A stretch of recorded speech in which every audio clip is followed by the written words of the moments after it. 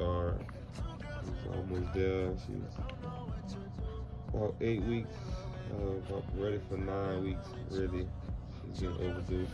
I'm getting scared for her, so everybody said prayers for Star. Pregnancy, her labor.